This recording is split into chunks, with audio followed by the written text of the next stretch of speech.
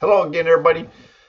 This video subject is going to be about the importance of trying your best to stay off of pain pills. And what made me, uh, decide to go ahead and do this video was that years ago, my sister was involved in a terrible car accident, and this wasn't where she was in a vehicle. Her and the two friends were actually working as they had a flea market booth, or each of them was working a flea market booth at the flea market up in Livingston, Tennessee. Well, they decided to go out and take a smoke break, and while they were sitting out on the bench um, next to the building, uh, old lady, I think like 84 years old, was trying to park and she got confused with the brake pedal and the accelerator.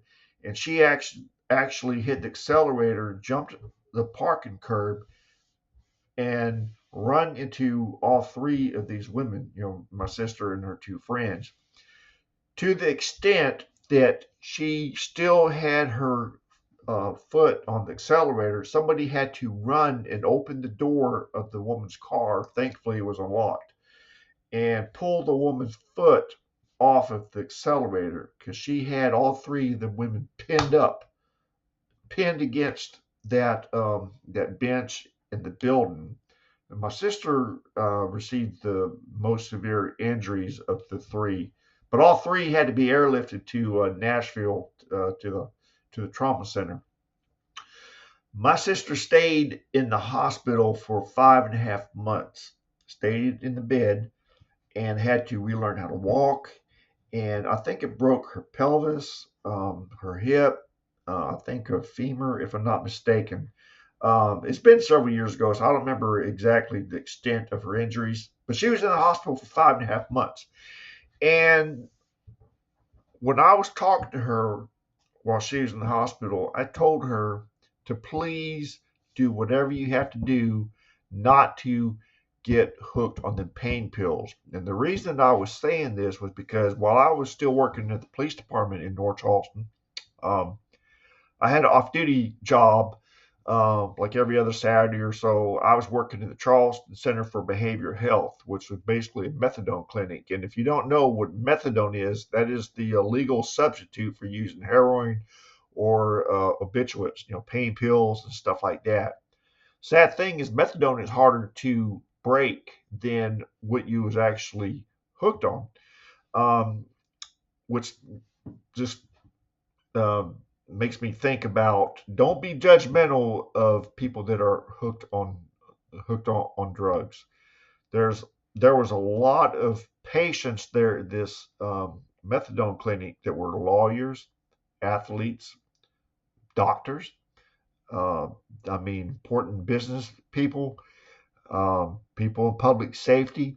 They were prescribed uh, painkillers, because of being in a athletic accident, a car accident, um, just injuries that the pain was so intense that they were on pain pills. And some people have a better ability to really um, control the usage of these pain pills, and some people don't.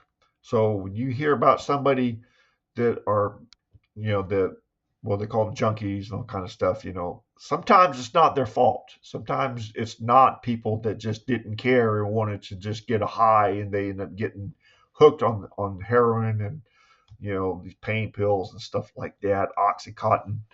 Um, Sometimes they were prescribed pain pills by their doctor, and they got addicted to these pain pills. And the only way of coming off of them is to take methadone. Methadone is legal. Um, and but anyway, the reason I was telling my sister to please do whatever you have to do not to get addicted to these pain pills is that people that are in these methadone clinics, they're on this program. They have to take a methadone shot every single day. The reason that the police officers were hired to work off duty there is because they had problems with people on methadone. What would happen is they would take a methadone dose every day. Now, on Sundays, the methadone clinic was closed, so they were allowed to take a Sunday dose home with them. Well, guess what? Some of the people was out there trying to sell their Sunday dose out there in the parking lot, even to the point that the um, um, the nurse at the methadone clinic would make them take their Saturday dose there. Right, take it, and then they would have to sign for their Sunday dose. Well, some of these people will go out to the parking lot and spit their Saturday dose that was still in the mouth, spit in a cup, and sell it. And they would try to keep the Sunday dose because if you missed a day or 2 days, it caused severe pain. You was severely sick from your body needing that methadone, is going through withdrawals. And one of the things about that is that you have to be there every day, Monday through Saturday, to take that methadone.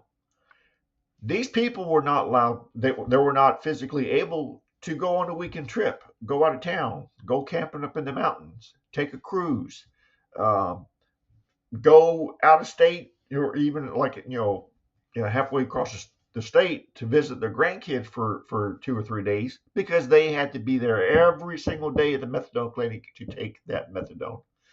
So this is just a little bit of information some of you might not know and may not have ever thought about it. And my heart goes out to these people, good people that got hooked on their habituates because they were prescribed pain pills by their doctor and they wasn't able to control it.